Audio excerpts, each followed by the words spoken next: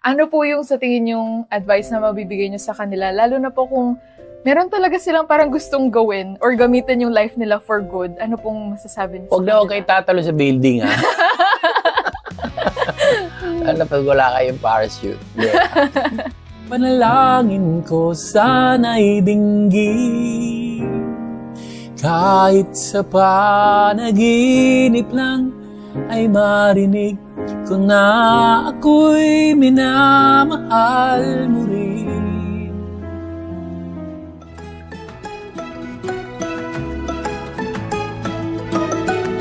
Hi Dreamers, this is Jerry Salvador and welcome to The Pillow Talk, where dreams get unplugged. So ang kasama po nating guest for today ay walang iba kundi ang isang napaka-funny po na person na grabe po yung pinagdaanan niya, napakakulay po ng buhay niya from jeep to Sogo to now Canada. Let's all welcome Kuya Jobert.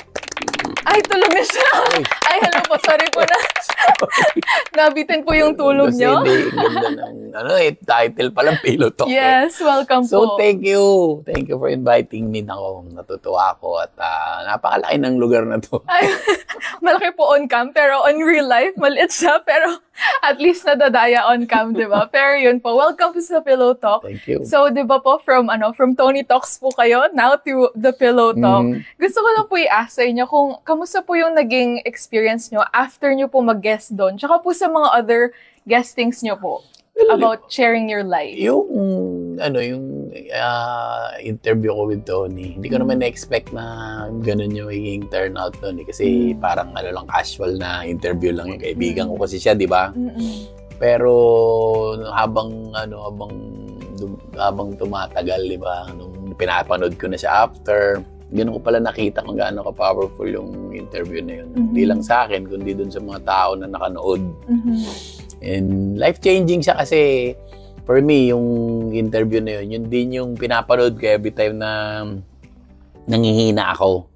And after nung interview na yun, nagpapasalamat nga ako sa interview na yun kasi yun yung magiging wake-up call ko palagi. Pagka, medyo sumasablay ka na naman. Ito talaga, ito ang buhay mo na ngayon.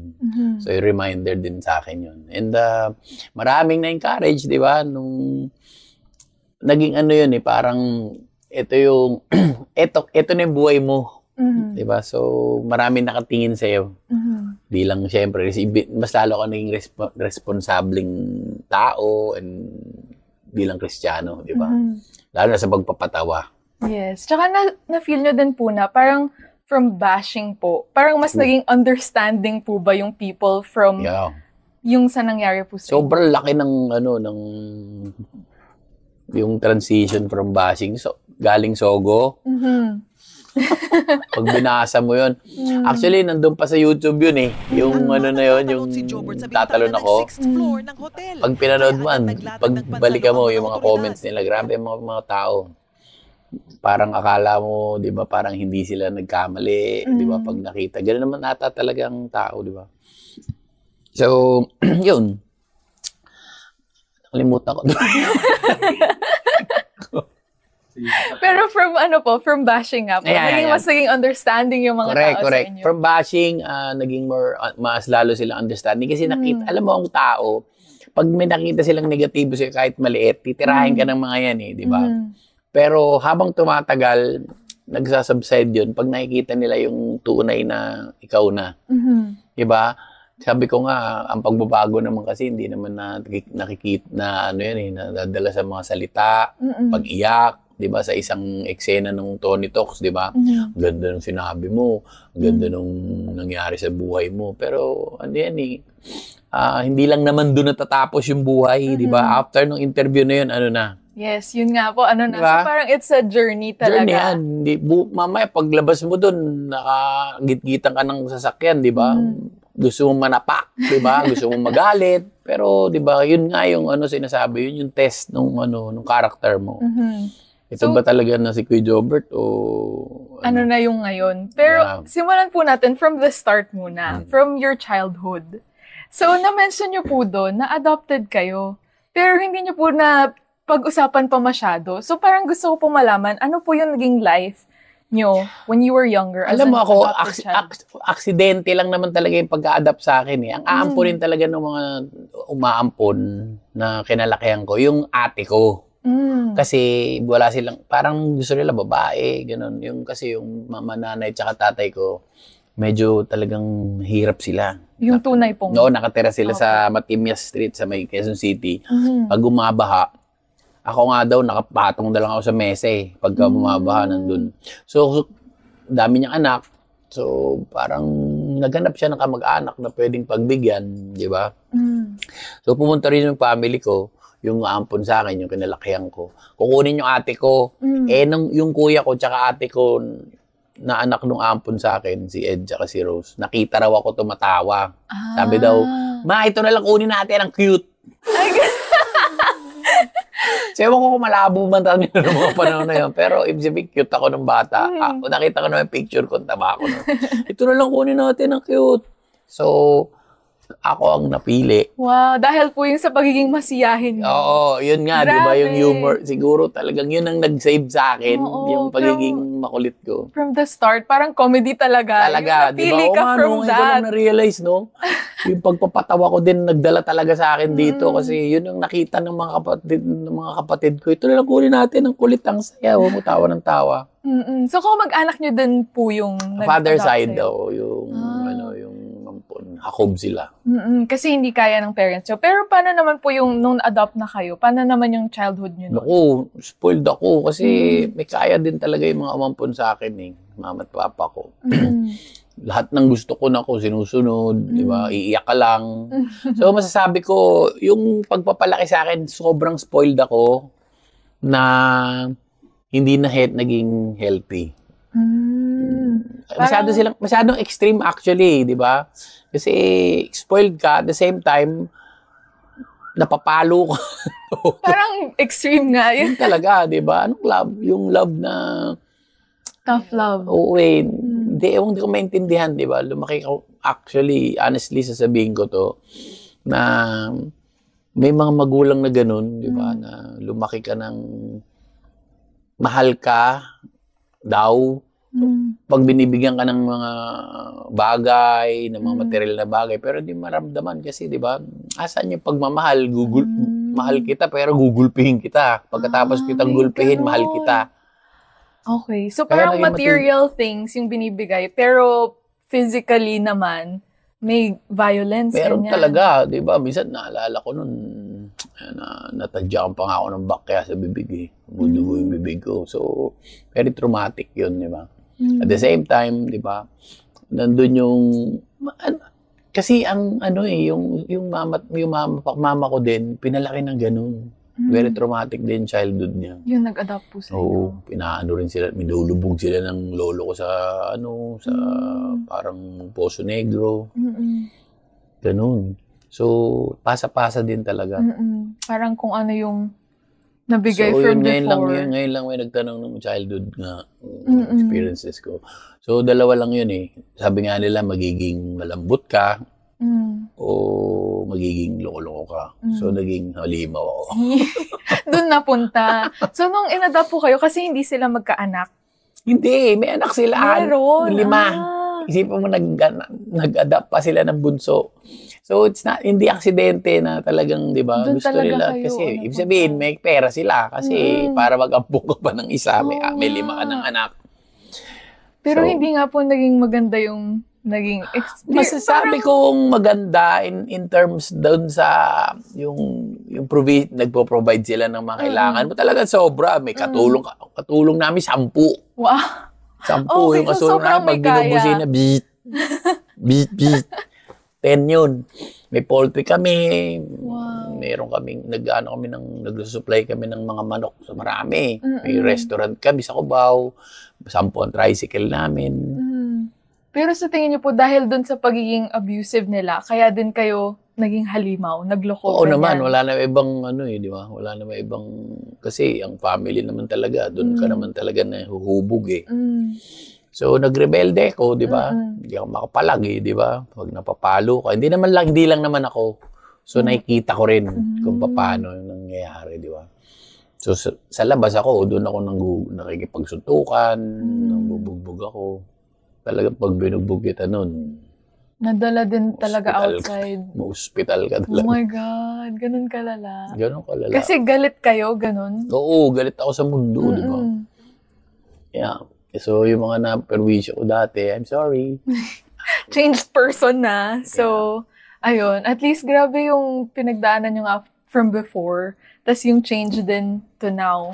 Pero so, di ba po, nasabi nyo rin na nalulung kayo sa drugs noon? Isa pa yun, di ba? Kasi, kasama yun eh, di ba? Pag wala kang naging ano na ako, wala, hindi naman ako nakikinig na sa kanila, hindi na ako nag-aral, hindi ko na tinapos yung pag-aaral ko. Pero so, saan po kayo pala nag-stop na mag-study? College ako. Nag-aral ako sa Lyceum, Mascom. So, hindi ko tinapos kasi nag-asawa na ako. So, yun, nagkaanak. Maaga nagkaanak, 19 years old. So, hindi ko na-experience talaga yung habang may anak ako, may pamilya ako, naglalaro pa akong taguan. Bata pa rin kayo habang may dumating yung binan ko, naalala ko dati, nahanap ako. Si Jobert, doon pa nakatago pa. Kakaya. So, nagstay po kayo with yung wife nyo nun? Oo. Sa bahay nila? Yes. So, ang hirap din nun. Ang hirap kasi talaga tamad ako eh. Kaya rin sila. So, nakitira ako dun. Naging tagalaba ako ng mga damit nila. Hanggang sa hindi nyo nakinaya? Hindi ko na kinaya. Nag-iwalay. Nag-rehab ako. Tapos, syempre, yun, nagkaroon. Pero yung sa jeep po pala, parang so, tumira muna kayo sa... Matagal pa yun. Nahiwalay ako. Naghiwalay kami ng asawa ko. At nagloko na ako. Tapos, nag-drugs ako. Na-rehab pa ako. Nauna yung rehab before yung jeep. Oo. So yung sa rehab po muna, ano yung naging experience nyo doon? Like, gano'n kayo katagal nun sa 18 rehab? 18 months ako sa rehab sa NBI. Sa NBI TRC sa Tagaytay. Naku, marami kasabay ko doon yung may anak pa si Dolphy, nakasabay ko doon. Mga anak ng politiko. Naging coordinator ako ng Dorm 1. So... Wow, may ano pa kayo? Leader pa kayo sa loob. Hindi ka magsusurvive sa rehab pag hindi ka makabilidad. Lalo na yung public na rehab. Paano yung experience? Like, paano yung mga day-to-day activities? Meron kaming school. Meron kaming doon. May activity kami. Ako sa agronomy ako eh. Sa pagtatanim. Magtatanim. Tapos talagang minsan kapos din talaga sa pagkain eh. Kailangan may pag may dalaw ka, may pagkain ka. Kaya doon, pag albawa gabi, hindi mo pag-araw bubuksan mo yung chippy mo. Albawa meron kang chichirya. Pag hindi mo pwedeng, pagbukas mo ron, ubus yun. Kasi penge. Gabi namin binubuksan yung paggabi naman, daan mo bubuksan dapat hindi maririnig. Pag tumunog yun, penge.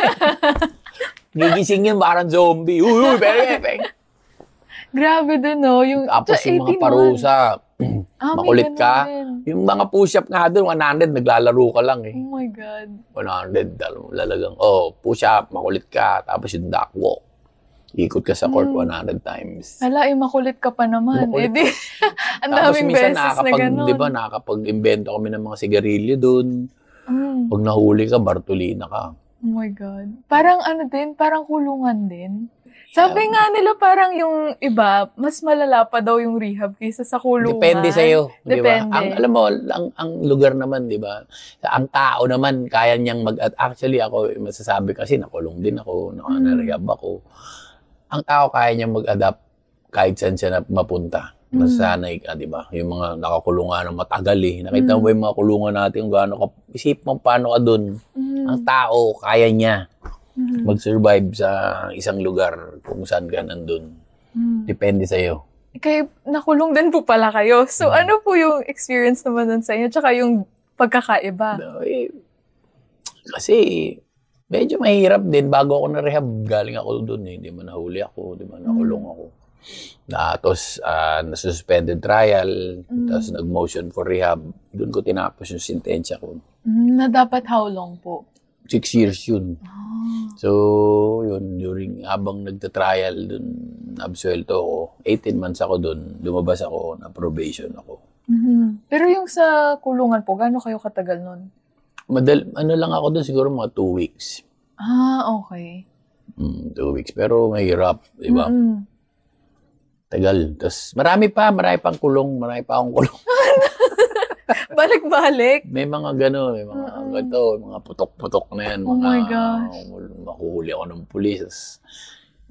May pag-rumble, di ba? Mga, ano na namin yun? Ano na yun? Libangan na namin yun. Pag nakainom kami, tara pag-away tayo. Dahil mostly because of tambay nakainom. Pag nakainom na kami, tapos pag may dumaan, wala kaming ginagawa. Mga alam mo yung typical na tambay na mga kahit tulog, wala magawa yung perwisyo sa lipunan. O tara, banatan natin ito, may bumibili. Trip-trip lang ganun. Totoo yun. Yung, pangit maglakad nito. Halika nga rito, pangalan mo, point. Oh my God, ganun ka lang. Ito yung pang TV. Kala mo TV. May totoong ganun. Minsan, grabe kami. Kahit mga nagda-tricycle drive, mga nagda-drive ng tricycle, nung titinda, pagkarusunada kita, paluin kita sa ulo. Dahil talaga galit kayo sa mundo. Ganun. Parang kahit sino, sige, go. Doon yung nilalabas. Ano pa ba meron sa akin? Wala man akong trabaho. Di ba? Wala na akong pamilya. Ano meron? What is it for me? Gusto ko lang uminom, mag-drugs. Naging libangan. Sa tayo. Tara, may iba. Di ba ganun eh? Wala naman. Meron kinabukasan dun sa tambay. Wala. Wala man akong responsibilidad. Yun nga, parang rock bottom. So parang wala na kayong pakialam sa kung ano man mangyari sa inyo. Parang ganun. Wala. Kaya nyo ginawa yung mga yun. Yes. Walang goal, wala akong dream, walang pangarap. Noong mga panahon na yun. Tapos, paano napunta naman po sa jeep? Siyempre, sobrang pasaway ka na. Di ba? Sino ba naman nang magpapayag na gano'n ng drugs ka na lang ng drugs, inaaway mo na yung mga kasama mo sa bahay, hanggang namatay yung mga nag-adapt sa akin. Pinalayas na ako sa bahay kasi nga mabigat na ako, di ba? Tumira ako sa jeep. 2 years kami ng anak ko, kasama ko doon. Hanggang inabot kami ng Undoy. Tapos yung wife niyo po, nung time na yun? Wala na, matagal na kaming hiwalay na. Hiwalay na kayo. So talagang sa inyo binigay yung anak niyo? Oo, kasi meron na rin siyang iba eh. May anak din siya sa iba eh. So sa akin, ayaw din ako iwan ng anak ko eh. Doon lang kami sa jeep. Tutulog kami doon. Minsan wala kami makain. Kailangan namin ng 20 pesos para makabili ng gulay tsaka sabaw na marami. So nanlimos din po ba kayo? Hindi naman. Alam mo paano ako nabubuhay? Dahil sa patawa ko. Minsan pa, patawanin kami ayari ng tindahan. Tawang-tawa yung, kumain ka na ba? Kumain ka na nga sa loob. So, yun talaga strategy nyo? Parang doon kayo tatambay, ganyan? Oo, sa mga pagising tindahan. Ko, umaga. Pagising ko kasi tindahan, nandun lang eh. Sa tabi ng chapel, nagwawalis na yung kaibigan kong babae. Yung asawa ng kumpare ko. Patawanin ko na yun. Yossi. Kwento. Hanggang makalimutan. Alam mo, grabe. Subukan ko nang hindi kumain ng mga 1-2 araw eh. Minsan pulburo lang nakain ko. Hirap. Tapos may anak pa kayo minsan kasama. meron pa nagbigay sa akin ha. Gutom na gutom ako. Panis na kanin, kinain ko. Makakainin mo talaga pag gutom na gutom ka. Isipin mo ha. Isipin mo yung buhay ko nun hanggang ngayon. Sino mag-aakala, di ba? So, yung sa jeep na yun nga, na 2 years. Pero ngayon po, nasa yung anak nyo? Okay na siya ngayon. May sarili trabaho na. Meron na sariling umuupa siya ng bahay niya. Galing, di ba? Na lahat bumaliktad. Nakahanap din kayo ng work nun. Oo, galing yung jeep. Ginagawan ako ng video ng kaibigan ng anak ko eh. Nandun ako, nakatambay ako doon. Kuna kita, sabi niya, bakit? YouTube, lagyan natin sa YouTube. Ano YouTube? Basta sisikat ka ron. O sige, kunyari, bahala ka na. Ding-dong, yun, ding-dong. Doon sa bahay nila yun? Di, nasa kami, nagiinuman lang kami sa Antipolo. Okay. Kuya, kinain ba yung ding-dong sa tindahan? Yun yung classic ko eh. Mga restaurant, sa restaurant kayo? Di, lang yung resort. Kinain ko yung ding-dong na chichirya. Tapos kunyari, kuya, sino kumain ng ding-dong sa tindahan? Ikaw, matagal na kitang kapatid na pinagbibintangan mo ako sumasabog yung chichirya sa bibig ko. Ding-dong, yung ibang mga video, kung saan-saan lang, kung nasan man kayo. Actually, yung mga video ko, puro ano lang yan, improv lang yan. Kasi yun ang style ko eh. Random videos. Walang script, walang isip-isip. Kasi natural naman, yun naman talaga Ganun ako. kayo. Komedyante talaga.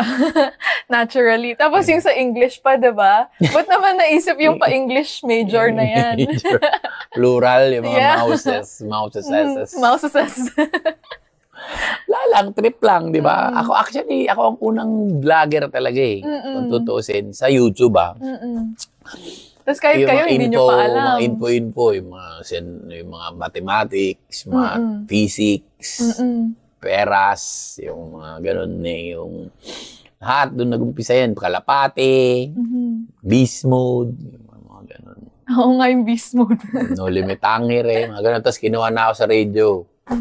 After YouTube, na-discover ako, ginawa ko 93.9 IFM. Kasi bang mag-board work? Sabi ko, board work? Di ako nagsisurf. Ano ko, surf? Di ako marunong yan. Di, sa radyo to. Ano ka? Sige, in-interview ako. Tapos, gaano po kayo katagal nun sa radio? Medyo, 3 years may git. Matagal din. Tagal. So, nakaipon talaga kayo doon. Oo naman, kasi, di ba, from 0 to, 30,000 a month di ba? Tapos, pagkatapos, kasabay pa yung TV. Usapan lalaki, yun na. Nagsabay din nun, yung Sabay. sa 3 years na yun. Okay. Sipin mo, from 0, sa jeep, biglang nagkaroon ka ng sweldo na wala akong bangko, wala akong ID. So, pera ko nasa bulsa ko lahat. Sweldo ko ng 300,000 nasa bulsa ko. Punta ako agad ng mall. Bili ako ng mga sapatos. Dami sapatos. So, yung inuuwian yun, yung jeep pa rin. Parang, kailan kayo nag-start na makapagrenta ba? Ganyan? Nagrenta ano yung ginawa? Nagrenta. May manager din ako una eh. So, pinatira niya ako dun sa bahay niya. Nagbabayad din ako. Tapos, nung naging girlfriend ko na yung asawa ko ngayon, from Canada, siyempre, nagtatrabaho na ako. Nag-ano na ako ng bahay. Nagsarili na ako. Okay. So, yung sa wife nyo naman po, nakita ko sa Magandang Buhay naman na interview nyo, yung love story nyo doon. Kababata ko siya. Matagal na kayong magkakilala. Magkababata kami. Actually, nung grade, 4 years old ata, kapitbahay ko siya. Yung kuya niya, tsaka kuya ko magkaibigan yun. So, nagkakalaro kami. Mayaman kasi sila. Yung school, nasa private school siya ako. Kaya nga sabi ko, iba yung laro nila eh. Yung mga, someone stole the cookie from the cookie. Kaya kami sumpit. So, hindi kami makasali dun. So, ako naman, palagi lang akong crush ko talaga yun, si Chad. Alam ko yung mga suot niya nung bata pa kami, kung saan yung nunal niya, kung ano yung kumpaning ipin niya nung pag umingiti siya. Basta, kinuwento ko nga sa kanya nung artista na ako, nung hinanap ko siya sa Facebook. Sabi ko, naalala mo pa ako, English pa nga ako salita dumudugi ilong ko. So, kinuwento ko sa kanya, naman, di ba, lagi natandaan ko pa, naglalaro tayo, nakasando kang puti, naka-yellow kang shorts, minsan, yung tsinelas mo, ganitong kulay, naalala mo pa yun, tapos ninunol ka dito. So, artista na po kayo nung time na yun? Oo, nung nag-reach out kayo ulit? Hinahanap ko. As in, peak na ng career nyo? Actually, alam mo, may asawa na ako noon, siya palagi naisip ko pa rin. Ganun talaga. Oo, siya talaga. Kasi, ebon ko, iba yun. Bakit nga po sa tingin nyo na... Bata pa ako talaga nung nakita ko siya, sabi ko, ganda-ganda nito. Sabi ko, gusto ko to.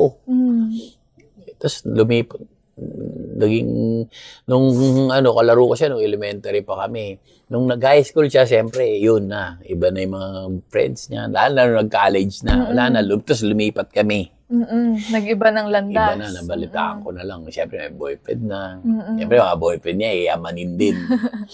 Yun. So, nagkaroon siya ng asawa, ng kapamilya, na ako din, di ba? Wala na. Tapos, so yung muna, yung acting nyo po, yun muna yung naging nangyari. Naging artista ako. So, yun nga, biglang, alam ko dati, one time, nung nasa reba ko, sabi ko, Lord, kung totoo ka, bigay mo sa akin si Chad. Sinabi ko yun sa kanya, naalala ko. Tamo, biglang, hiniling niya talaga. Hiniling ko talaga yun. Nagkataon naman na wala na rin siyang asawa. Nung nasa Canada siya, hiwalay na rin siya. Ako rin, wala na. Nung nag-message kayo sa kanya, wala na. Wala na talaga. Sabi ko, mukhang okay Siyempre, niligawan mo, tagal. Dahil syempre, di ba? Gaano po katagal yun? Matagal din, mga 2 taon. Kasi, syempre, hindi naman ako nga, sabi ko, blessed ako dahil yung naging asawa ko, hindi siya kang ganun, di ba, na babae. Talagang, ano siya, pag nagmahal, mahal ka niya. Inintindi niya rin lahat ng pinagdaanan niyo. Naku, kung wala si Chad, si Chad ang isa sa magandang binigay sa akin ni Lord. Isa sa nagbago sa buhay ko. Si Lord, siyempre, tsaka si Chad, ginawang instrumento. Siya lang nakaintindi sa akin na minahal ako nun sa lahat ng nangyari sa buhay ko. Walang ibang magmamahal sa akin ng babae na katulad niya. So, kita mo naman, matalino, maganda. Ganda nga po. Responsable. So, naintindihan niya po yung nangyari doon sa Sogo? Siyempre mabigat sa kanya yun, di ba? Kasi wala siyang experience sa ganyan, sa drugs, wala siyang knowledge dyan, hindi naman niya alam ano ba yung mga shabu-shabu na yan. So, nag-research siya, nakita niya, talagang pinag-aralan niya yun. So, narehab ako, inintindi niya ako, although mahirap iniwan niya na nga ako noon Iniwanan niya na rin ako kasi nga sobrang bigat na. Ang nagbago lang talaga sa akin nung nakilala ko yung Diyos. Walang, although si Chad ginamit, di ba? Pero walang nakapagbago sa akin kahit mga magulang ko, kundi si Lord lang. Ako, vocal ako dyan ever since na nagpunta ako sa Canada. Nung nagka-COVID, nung nagsara yung ABS-CBN, inalis nawala na akong comfort zone ko. Doon ko na-realize na hindi yung meron ako dito sa mundo yung sasandalan ko Si Lord talaga yung talagang hope. And yun yung talagang pahinga na meron ako nakuha. So nakilala ko, nagbalik loob ako sa Diyos, doon ko nakuha yung joy sa puso ko So doon po kayo nag-decide na pumuntang Canada? Nung nagka-COVID, doon na ako. Sabi niya, dito ka na. Sabi ko, sige, dito na ako. Nag-struggle din ako rin kasi, di ba?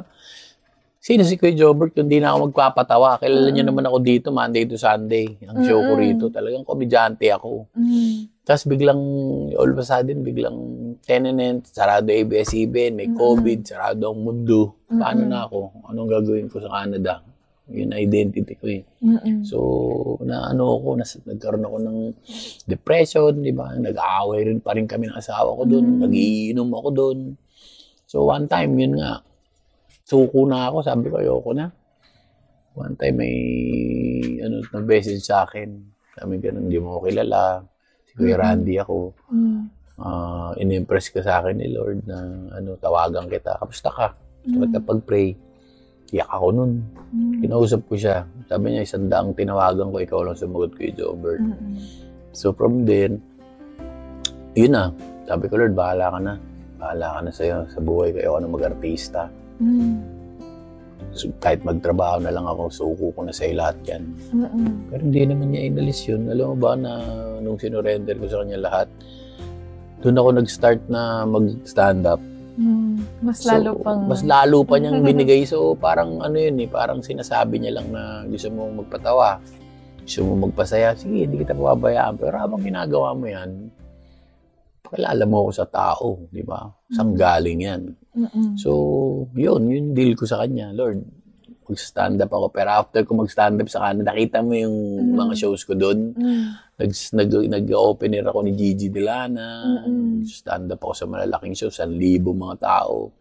After na, nag-share ko si Lord. So, comedy, tapos religion. So, ganun nga Yung yung nangyari sa akin, actually, it's not religion Yung journey ko with the Lord, yun lang naman yun kasi nagtataka sila, saan bang galing itong pagbabago nito? Ba't di ka na nag-iinom, di ka na nagda-drugs, di ka na, sabi ko, binago ni Lord yung buhay ko. Hindi naman ako magaling, wala naman pwede magbago, di ba? Wala namang mabait Kaya lang yung commitment mo sa Diyos tsaka yung, di ba, binigyan ka niya ng chance ulit para ayusin yung buhay mo. So, mahalin mo yung sarili mo. Mahalin mo yung binigay sa yung chance ng Diyos. So, yung parang feeling niyo po dati na galit kayo sa mundo, parang ngayon ba nagkaroon na ng meaning yung life niyo? Kasi, di ba, nakita ko yung, nakita ko yung halaga ng buhay, di ba, na bigay sa'yo. Minsan lang tayo mabuhay dito. Yung iba nga gusto mabuhay, ang bilis ng buhay nila. May sakit sila, mahirap sila, na-aksidente sila. Kasi ikaw na ang lusog-lusog ng katawan mo, sinisira mo. So, sa tingin ko, may purpose talaga yung buhay ko. Na niligtas ako ni Lord sa Sogo, nadilala niya ako sa Canada. So, inalis niya ako dun sa comfort zone ko. Dito ka, may plano ako sa'yo. Diba? Hindi ikaw, yung hindi gusto mo, lahat masunod hindi yung gusto ko. Gusto mo ba sumunod sa akin? Hindi kita pababayaan, pero gawin mo yung gusto ko. And then ngayon po, yung life nyo sa Canada, and ngayon minsan pumupunta kayo dito for shows din, ganyan. Kamusta naman po yung life nyo ngayon? Masaya ako. Masaya ako na may joy yung puso ko kasi nga yung family ko, nagkinasal na rin kami ni Chad. Okay. Oo, kinasal na rin kami. And yun yung dream ko, yung prayer ko na maging isang pamilya na kami with the blessing of the Lord. Siyempre, yun din yung priority. Tapos, nagtatrabaho ko. Di ako naubusan ng show sa Canada. And kasabay nun, di ba, shows ko, buong taon ako may show sa Canada. May US tour ako sa December, pangalawang balik ko. And yun, sinishare ko nga si Lord. Di ba, yun yung ministry ko. Di ba, sinishare ko yung Diyos patawa with hope. Di ba, and sharing God's goodness sa buhay ko. And then ngayon po, yung new married life nyo, kamusta naman po with Chad? Sobrang saya, di ba? Kahit na, kasi may anak siya, may anak ako, kung kami. Mahal na mahal ako ng mga anak niya. Sabi, very blessed ako na, kala ko nga pagdating ko rin, ano ba yung mga bata dito sa ibang lugar, baka hindi ganito kagalang, baka bastusin ako. Hindi ganun. Sobrang bait ng mga anak niya, tatalino, mahal na mahal ako ng mga yun. I love you sa akin, kinakamusta ako rin sa Pilipinas. Sobrang blessed ako na nagkaroon ako ng pamilyang ganun. So, yung sa wife niya din po? Actually, si Chad very, siya sa akin, sobrang eksakto. Yung relationship na, kasi kami, extremes kami. Diba, kung hindi siya ganun, wala siyang pakialam kung artista ka. Yun ang maganda sa kanya. Kasi, diba, kung nakahanap ako ng artista na hindi si Chad, yung ina-idol ka lang, diba, na, si Jobber, artista ka. Hindi siya magiging totoo sa iyo, diba? Si Chad, wala siyang pake kung artista ka, diba? Basta, mahal kita, di ba? Ito yung totoo, ito yung gusto kong malaman mo. Wala siyang mga pakeme-keme. Masyado siyang honest. And marami akong natutunan sa kanya. Masyado siyang, hindi siya madrama. Pero straight to the point, laging, laging advance mag-isip. So siya yung idol ko. Idol kita. Hindi ko nasasabi sa'yo madalas to. Minsan, di ba? Minsan, pa rin ako, nagiging sakit sa ulo pa rin ako dahil makulit ako. Pero, minsan ko lang sabihin to sa'yo na sa lahat, di ba? Na mahal kita kasi, binago mo yung perspective ko sa buhay. Saka, alam mo yan, di ba? Sa buong mundo, ikaw yung pinakamagandang regalo ni Lord sa akin. I think it shows every time po talaga na pinag-uusapan niyo siya. Talagang yung emotions niyo po. Oo, kasi, di ba, gusto ko maging perfectong asawa. Kasi gusto ko siya makasama na matagal para makabawi. Di ba, sa mga experiences niya rin sa buhay. Ako ngayon, gusto kong alagaan siya. Sabi ko nga, gusto ko, pag tumanda ako, yung mag-alaga sa'yo, di ba? Kahit magbago yung... Kasi ibang babae, di ba? Takot na takot kayo magbago yung tsura nyo. Di ba? Sabi ko, kahit na paano mag-itsura mo, mamahalin kita. Tsaka hindi nyo po rin po maintindihan kung bakit siya din. Di ba? Parang with comedy din, hindi nyo maintindihan kung ba't dito kayo lagi...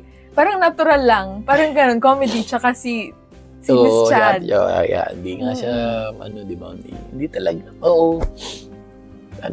Basta kami. ano kami, compatible. And pwede niyo po bang bigyan siya ng kanta for naman, this? alam ng buong mundo to na, di ba, yung kanta na to, ginawa ko talaga to para sa kanya. And ito, bagong rendition. Bago to. Hindi po siya ready, may -1 po siyang dala ngayon. Hindi ako ready kasi pinareglo ko pa talaga to. Sa isang pinakamalupit na nag-piano kaibigan ko. So, ito po. May pa-intro po muna kayo bago nyo kantahin for Miss Chad. I love you, baby. I love you, Chad, baby.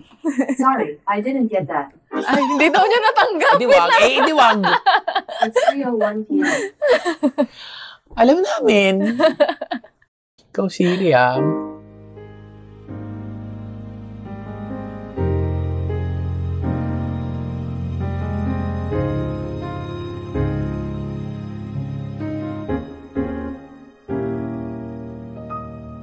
Sa gabi't araw, ikaw ang laging nais matanaw. Ang iyong ganda'y naiba't katangi-tangi, parang anghel lalo na't pag ika'y nakangiti. Panalangin ko sana'y dinggin, kahit sa panaginip lang ay marinig ko na ako'y minamahal mo rin. Wala na akong mahiling, dahil sa piling mo'y parang langit na rin. Oh, thank you po with the new arrangement. Ang ganda. And feel na feel po. Yeah. Talaga. Kailan niyo po sinulat ito?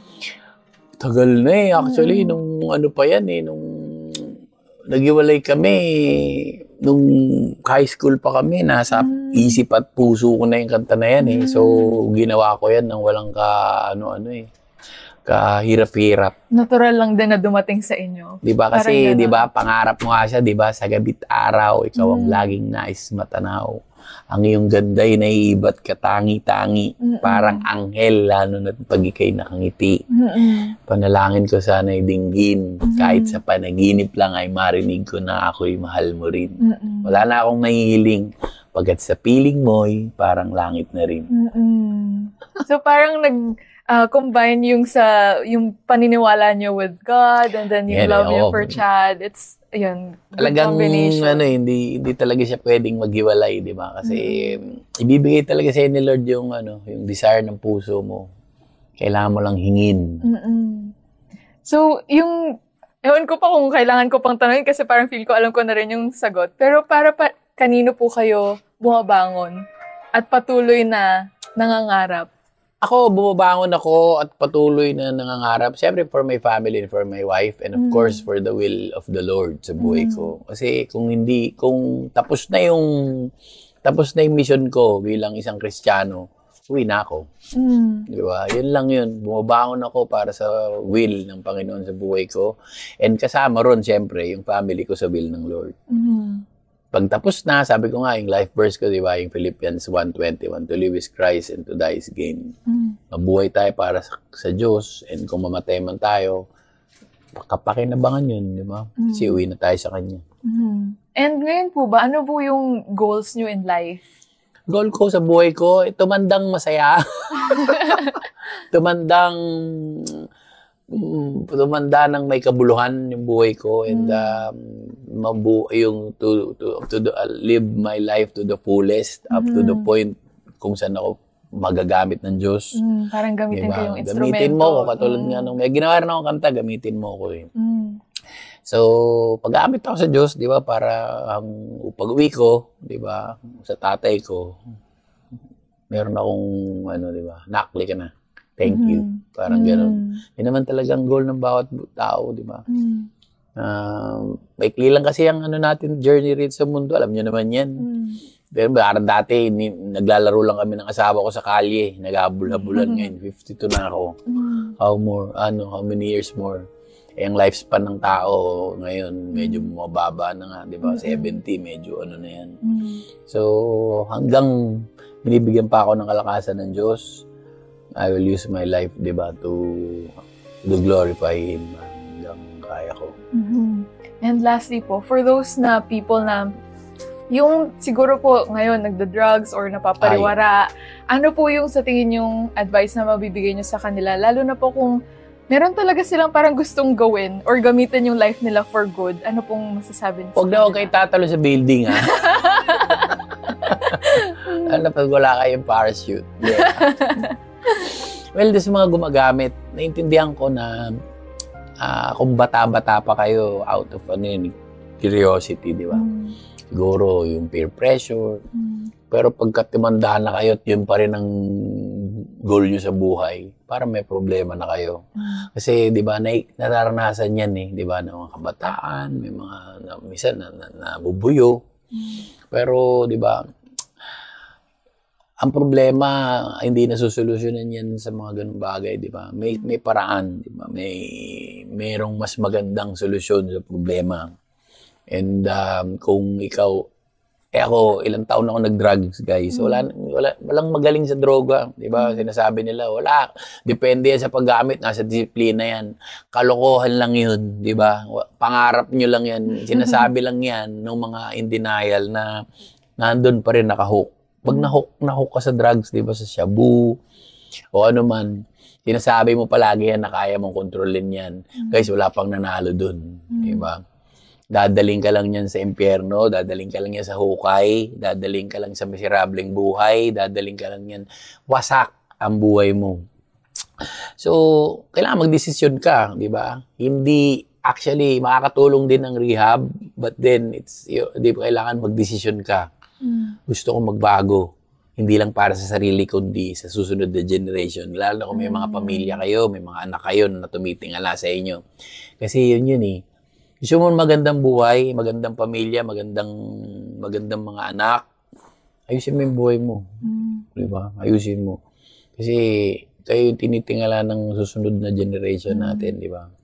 Nagagalit kayo, ba't ganito bansa natin? Nagagalit kayo, ba't ganito yung mga anak natin, lumalaking ganito? Ba't ganito yung mga anak ko, mga hindi sumusunod sa akin, di ba? Tanungin nyo muna yung sarili nyo. Di ba? So it's not about us na lang. It's about the next generation. Kasi alam mo, yun ang problema sa atin mga tao. Always ako. Ako, ba't hindi nyo ako ganito? Ba't hindi nyo ako inintindi? Ba't hindi nyo ako minahal? Ba't hindi nyo ako inalagaan? Ba't hindi, dapat ganito ako? Always entitled, di ba? Alam mo kung matututo lang tayong magmahal, tapos uunahin natin minsan yung ibang tao, intindihin. Pag meron tayong mundong masaya. Ayun. There, you heard it here from Kuya Jobert. Thank you so much for the words of wisdom and the laughter, of course. Tsaka di ba?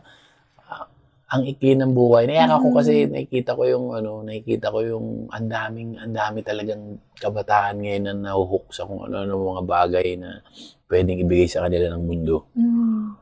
Nakakalimutan nila yung very basic. Unang-una yung pagmamahal sa magulang, respeto. Wala na nga ako nakikitang tumatayo pag may matandang sumasakay sa bus. Wala na. Wala silang pakialam. Dati nun, pag may sasakay, upo kayo. Wala silang pakialam. Makakutusan pa nila yun. Dito ka sa tabi ko. Yun, balik natin yung kultura natin na mga pagmahal, di ba? Mga respeto. Kasi yun ang kulang sa mundo, pagmamahal. Ayun. Thank you. And spread the love tayo. Thank you so much, Dreamers. And thank you so much, Kuya Jobert, for being with us. You're the best. God bless. Thank you. Have a good night and sweet dreams. Bye. Tulog na.